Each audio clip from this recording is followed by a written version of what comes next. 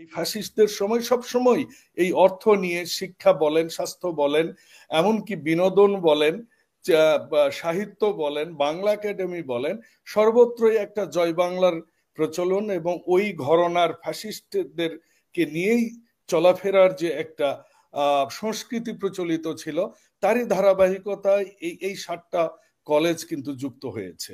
এই যে একটা অরাজকতা, সবকিছুতেই আন্দোলন, রাস্তাঘাট বন্ধ করা, এই 7টা কলেজ নিয়ে কিন্তু ঢাকা শহরের লোকজন অনেক, আমি তো মনে করি আমি নিজেও আজকে 3 ঘন্টা আটকে ছিলাম। এই যে মানুষের ভোগান্তি, এটা কিন্তু প্রশাসনের ব্যর্থতা, এই সরকারের ব্যর্থতা। যখন আমাদের একটা জাতীয় বিশ্ববিদ্যালয় আছেই, কেন তাদেরকে এই সার্টিফিকেটটা দিতেই হবে? এটা আমার কিন্তু বোধগম্য নয়। যদি তাই দিতে হয় তাহলে আইজুল হক কলেজকেও দেন, তাহলে আপনি কারমাইকেল কলেজকেও দেন, রাজেন্দ্র কলেজকেও দেন, সিলেটে ওসমানী কলেজকেও দেন, সারা বাংলাদেশকেই দেন না। তাহলে ঢাকা বিশ্ববিদ্যালয়কে লেট ইট বি, মানে এই যে স্বাতন্ত্র বোধ ছিল ঢাকা বিশ্ববিদ্যালয়, আমরা যারা গর্ব করতাম, এটাকে আওয়ামী সরকার ভেঙ্গে চুরে তছনছ করে দিয়েছে। ছাত্রদল কেন ভুয়া ভুয়া বলেছেন? দেখুন, ছাত্র জীবন বোধহয় আমরা এখানে সবাই পার করে আসা, ইমিডিয়েটলি পার করে এসছেন মশিউর। বাস্তব কথা হচ্ছে ছাত্ররা বিভিন্ন কিছু করতে পারে, এই কিন্তু বেসিক বিষয়টা কোন জায়গায়? বেসিক বিষয়টা আজকের ছিল কিন্তু ফুল অফ, আমি বলবো প্রশাসন যে কাজটা করেছেন। আমার কাছে এটাও কোনো তথ্য নাই যে ছাত্রদল এরকম করেছে, ছাত্রদলের কোন নেতা এই স্লোগান দিয়েছে, তার ডেজিগনেশন কি, আমি ভিডিও দেখিনি। কিন্তু তারপরও আমি ধরেই নিচ্ছি যে ঠিক আছে, মশিউরের কথা ঠিক আছে। কিন্তু আমি বলবো বেসিক জিনিস তো ছিল এই যে 7টা কলেজের যে দাবিগুলো ছিল, খুবই সিম্পল এবং যৌক্তিক দাবি। Being a student, ex student of Dhaka বিশ্ববিদ্যালয়, আমার বিশ্ববিদ্যালয়ের সাথে পুরো আওয়ামী এরাতেও আমার যাওয়া আসা ছিল। আমি একটা ডিবেটিং ক্লাবের ফাউন্ডার প্রেসিডেন্ট, সেই হিসেবে আমি রেগুলার যাতায়াত করতাম এবং করে আসছি। আমি আমার নিজেকেও লাইফ রিস্ক নিয়েও যেতে হয়েছে, কিন্তু সেসব অন্য কথা।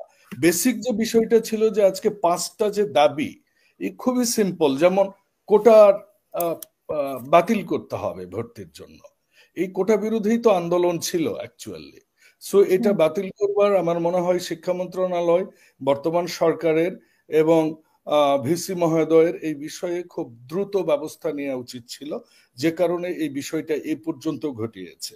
দ্বিতীয়ত হচ্ছে যে তাদের আরেকটা দাবি ছিল যে শ্রেণীকক্ষে যা ধারণ ক্ষমতা, তার চেয়েও অত্যধিক মানের ছাত্র ভর্তি করা হতো এবং ছাত্ররা ঠিক মতো ক্লাস নিতে পারতো না। সো তাদের একটা দাবি ছিল যে আমাদের যেন যতটুকু ধারণ ক্ষমতা ঠিক ততটুকুই যেন এই 7টা কলেজে ভর্তি হয়। আরেকটা ছিল যে এই যে ছাত্র ততটুকুই শিক্ষার্থী ভর্তি করা হোক যতটুকু যে অনুপাতে একজন শিক্ষক দরকার।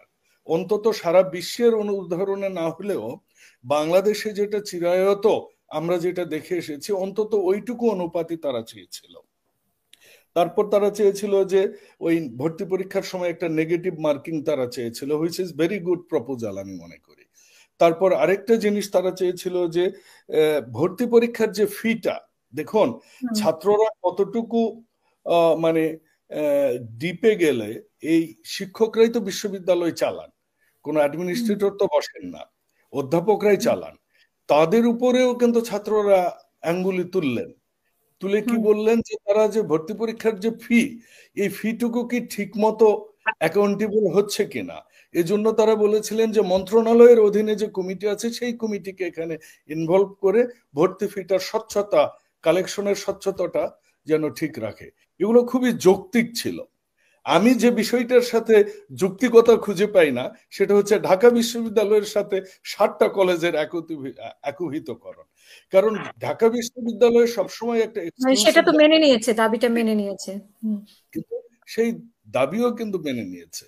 তো এই যে যেটা মশিউর বলেছেন যে এটা কি ছিল, স্টোরি অনেকটা এটুকুই, কিন্তু এই স্টোরির পিছনের যে স্টোরিটা, সেটা হচ্ছে শেখ হাসিনা ওয়াজেদের এরাতে এই ফ্যাসিস্টদের সময় সব সময় এই অর্থ নিয়ে শিক্ষা বলেন, স্বাস্থ্য বলেন, এমনকি বিনোদন বলেন, সাহিত্য বলেন, বাংলা একাডেমি বলেন, সর্বত্রই একটা জয় বাংলার প্রচলন এবং ওই ঘরানার ফ্যাসিস্টদেরকে নিয়েই চলাফেরার যে একটা সংস্কৃতি প্রচলিত ছিল, তারই ধারাবাহিকতায় এই 7টা কলেজ কিন্তু যুক্ত হয়েছে। হ্যাঁ, দ্বন্দ্ব তো হারুন স্যারের সাথে আরেফিন সিদ্দিকী স্যারের এটা প্রকাশ্য, এটা সবাই জানতো, বিশেষ করে যারা ঢাকা বিশ্ববিদ্যালয় রিলেটেড মানুষ ছিলেন। কিন্তু এখানে অবশ্যই তখনকার সেই ফ্যাসিস্ট সরকারের সুবিধাও জড়িত ছিল, না হলে এই অযোগ্য অপদার্থ লোকজনকে দিয়ে ঢাকা বিশ্ববিদ্যালয় পরিচালনা করে আমি খুব অবাক হই যখন ঢাকা বিশ্ববিদ্যালয়ে আমি গিয়েছি বিভিন্ন কালচারাল অনুষ্ঠানে, যে আমার পাশের একজন যখন নামের সাথে লাগান ডক্টর, তারপর লাগান অধ্যাপক, তারপর যখন দেখি যে তারা এক লাইন শুদ্ধ বাংলাও বলতে পারেন না, ইংরেজিও বলতে পারেন না, তখন আমার মনে হয়েছে যে শিক্ষা ব্যবস্থার কোন লেভেলে গিয়েছে। যেটা মশিউর বলেছেন, আবারও মশিউরের কথাই আসে, সেটি হচ্ছে যে যে মানের যে অবস্থা হয়েছে সেটা তো একটা অবশ্যই বিষয় ছিল। আর এই যে আন্দোলন, যে ছাত্র আন্দোলন, এরা যে কন্টিনিউয়াসলি একটার পর একটা, আজকেও ইবতেদায়ী মাদ্রাসাকে জাতীয়করণ করতে হবে বলে আজকেও প্রেস ক্লাবে দেখলাম একটা অনেক বড়ই, এবং তারা দোয়া করছে রাস্তার উপর। এই যে একটা অরাজকতা, সবকিছুতেই আন্দোলন, রাস্তাঘাট বন্ধ করা, এই 7টা কলেজ নিয়ে কিন্তু ঢাকা শহরের লোকজন অনেক, আমি তো মনে করি আমি নিজেও আজকে 3 ঘন্টা আটকে ছিলাম। এই যে মানুষের ভোগান্তি, এটা কিন্তু প্রশাসনের ব্যর্থতা, এই সরকারের ব্যর্থতা। এবং আমি সর্বোপরি বলবো, শিক্ষা মন্ত্রণালয়ের আমরা কোনো কিন্তু এখানে ইনভলভমেন্ট দেখছি না, কোনো স্টেটমেন্ট দেখছি না। আর এটার সাথে তো কেন ঢাকা বিশ্ববিদ্যালয়ের সার্টিফিকেট, যারা ভর্তি হতে পারে না ঢাকা বিশ্ববিদ্যালয়ে, যখন আমাদের একটা জাতীয় বিশ্ববিদ্যালয় আছেই, কেন তাদেরকে এই সার্টিফিকেটটা দিতেই হবে? এটা আমার কোন তো বোধগম্য নয়। যদি তাই দিতে হয় তাহলে আইজুল হক কলেজকেও দেন, তাহলে আপনি কারমাইকেল কলেজকেও দেন, রাজেন্দ্র কলেজকেও দেন, সিলেটে ওসমানী কলেজকেও দেন, সারা বাংলাদেশকেই দেন না। তাহলে ঢাকা বিশ্ববিদ্যালয়কে লেট ইট বি, মানে এই যে যে স্বাতন্ত্র বোধ ছিল ঢাকা বিশ্ববিদ্যালয়, আমরা যারা গর্ব করতাম, এটাকে আওয়ামী সরকার ভেঙ্গে চুরে তছনছ করে দিয়েছে। লাস্ট যে পয়েন্টটাতে আমি আসতে চাই, হাসানাত, মশিউর বলেছেন যে লিডার অফ দ্য নেশন। আসলে লিডার অফ দ্য নেশন তো আসলে জাতির পিতাকেও আমরা দেখেছি।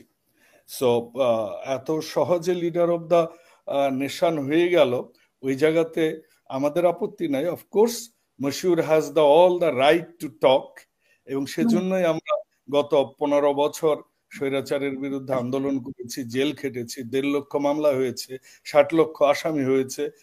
আমাদের দলের তো প্রত্যেকটা মানুষই, ম্যাডামের কথা সবাই জানেন, এবং 1/11 কিভাবে অত্যাচারিত হয়েছিলেন আমাদের দলের ভারপ্রাপ্ত চেয়ারম্যান তারেক রহমান, এটা সবাই জানেন।